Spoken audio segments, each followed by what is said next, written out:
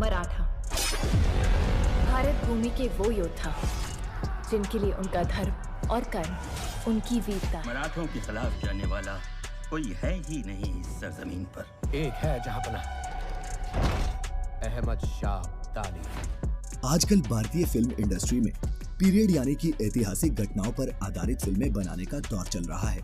Indian film industry के कई directors इतिहास के पन्नों में गुम हो चुकी घटनाओं को बड़े पर्दे के जरिए लोगों के बीच ला रहे हैं और लोग भी ऐसी पीरियड मूवीज को अच्छा खासा पसंद कर रहे हैं।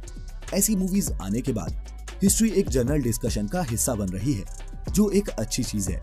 दोस्तों, मूवीज को तो हिस्ट्री बयान करते हुए पॉलिटिकली करेक्ट रहना पड़ता है, लेकिन हमें ऐसी कोई जरूरत नहीं। इसीलिए आज मैं इस वीडियो में पानीपत फिल्म की बात करूंगा, जो पानीपत के तीसरे युद्ध पर बेस्ड एक पीरियड मूवी है। दोस्तों, आपकी जानकारी के लिए बता दूं कि पानीपत का तीसरा युद्ध 18वीं शताब्दी का सबसे ज्यादा खून खराबे वाला सबसे बड़ा युद्ध था, जिसमें हजारों लोगों ने अपनी जान गंवाई थी। जानने के लिए पानीपत के इस युद्ध के कुछ ऐसे अनछुए फैक्ट्स जो इस फिल्म में आपको देखने को नहीं मिलेंगे, देखें इस वीडियो को अंत तक। तो इतिहास के पन्नों में पानीपत के नाम कई लड़ाइयां दर्ज हैं, लेकिन उन सब लड़ाइयों में पानीपत की तीसरी लड़ाई सबसे खास है। थर्ड बैटल ऑफ पानीपत 14 जनवरी 1761 को मराठा साम्राज्य और अफगानी शासक अहमद शाह अब्दाली की सेनाओं के बीच हरियाणा के पानीपत में लड़ी गई थी।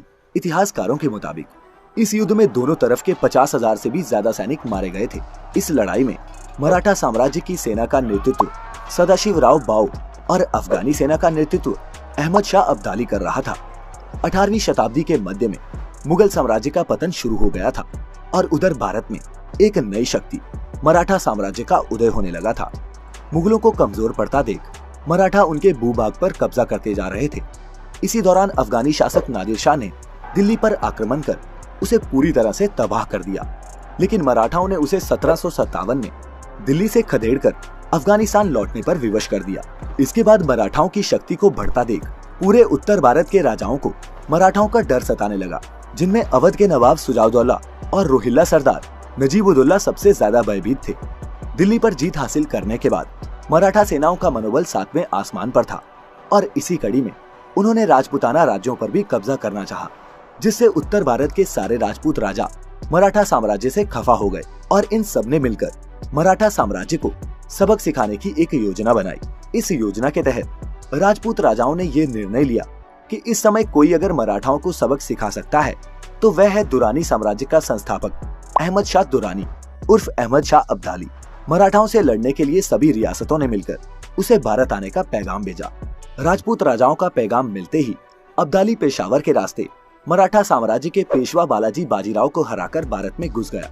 उधर ये खबर जब मराठा सेना के सेनापति सदाशिवराव बाऊ के पास उदगीर पहुंची, तो वह अपनी सारी सेना के साथ उदगीर से सीधे दिल्ली की ओर रवाना हो गए, ताकि अहमद शाह को यमुना नदी पार करने से रोका जा सके।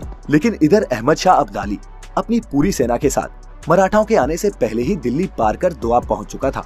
यहाँ उनकी सेनाओं के रहने और खाने पीने की व्यवस्था अवध के नवाब सुजाउद्दौला और रोहिल्ला सरदार नजीबुद्दौला ने पहले से ही कर रखी थी। दोआब पहुंचने पर अब्दाली को जब यह मालूम पड़ा कि मराठा सेना दिल्ली पहुंच चुकी है, तो वह अपनी सेना के साथ पानीपत चला गया, जहां उसने दिल्ली से उत्तर जाने वाले सारे रास्ते नष्ट कर दिए। इधर मराठाओं ने भी दुरानी के काबुल जाने वाले सारे रास्ते ध्वस्त कर दिए।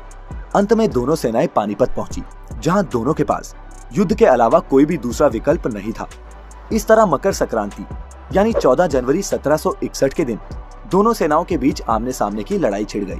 अगर इतिहासकारों की माने तो युद्ध की शुरुआत में मराठाओं का पलड़ा भारी था, लेकिन अंत में इस युद्ध में मराठाओं की हार हुई। इस युद्ध में मराठा सेना के सेनापति सदाशिवराव बाऊ सहित 50,000 से भी ज्यादा सैनिक मारे गए थे। पानीपत की इस तीसरी लड़ाई में मराठा साम्राज्य का कोई भी ऐसा परिवार नहीं था जिसने किसी अपने को इस युद्ध में खोया ना हो।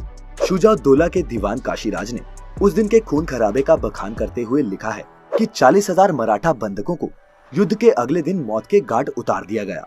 निश्चित ही पानीपत में ये खेली गई खून की होली पूरे देश में अद्वितीय थी। लेकिन दोस्तों, जब मराठा साम्राज्य इतना शक्तिशाली था, तो फिर वह पानीपत की लड़ाई में अहमद शाह जैसे आक्रमणकारी से क्यों हार गया? आप मराठी सेना के युद्ध कौशल या फिर उनकी वीरता पर हरगिज संदेह ना करें, क्योंकि मराठा ना तो वीरता की कमी के कारण ये युद्ध हारे थे और ना ही युद्ध कौशल की कमी के कारण, बल्कि पानीपत की तीसरी लड़ाई में मराठा साम्राज्य की हार पहला उस समय के राजपूत रियासतों की गद्दारी और दूसरा मौसम की बेरुखी के कारण हुई थी। जी हाँ दोस्तों, 14 जनवरी को जब ये युद्ध लड़ा गया, उस दिन पानीपत में हाड़ कंपा देने वाली ठंड पड़ रही थी। मराठा सेनाओं के पास इससे पहले ठंड में युद्ध करने का अनुभव ही नहीं था और ना ही उनके पास ठंड में युद्ध करने लायक वस्त्र थे। कड़कड़ाती ठंड में ये सभी सामान्य से वस्त्रों में ही युद्ध में कूद पड़े थे। साथ ही मराठी सेना रसद की कमी के कारण भी अब्दाली की सेना से कमजोर थी, जो बाद में उनके हार का एक मुख्य कारण बन गया। बाकी इस युद्ध के परिणाम में नजीब-उद-दौला, दोआब के अफगानों और अवध के नवाब की अहमद शाह को मदद और राजपूत राजाओं का मराठाओं की मदद न करना ने एक महत्वपूर्ण भूमिका निभाई। ऐतिहासिक नजरिए से देखा जाए तो पानीपत की तीसरी लड़ाई भारतीय इतिहास में एक काला दिन है, जिसने देश की तकदीर और तस्वीर बदल कर रख दी। इस युद्ध के बाद मराठा साम्राज्य कमजोर हो गया, जिस कारण उनकी उत्तर भारत में रुचि भी घट गई। लेकिन फिर 10 साल बाद मराठा साम्राज्य मजबूत होकर वापस लौटा। पेशवा माधवराव ने 1771 में एक बड़ी मराठा आर्मी उत्तर भारत में अपना साम्राज्य पुनः स्थापित करने के लिए भेजी और इस दौरान उन्होंने उन सभी से बदला लिया जिन्होंने पहले अफगानों का साथ दिया था। लेकिन माधवराव की 28 साल की उम्र में मृत्यु के बाद मराठा साम्राज्य आपसी लड़ाइयों के चलते लड़खड़ा गया। आगे चलकर अंग्रेजों ने मराठा साम्राज्य को खत्म ही कर दिया। दोस्तों, मराठा साम्राज्य पर हम खुलकर तो इस वीडियो में नहीं बता पाए, लेकिन अगर आप चाहेंगे तो मराठा साम्राज्य के पूरे इतिहास पर एक वीडियो हम जरूर लेकर आएंगे। शुक्रिया।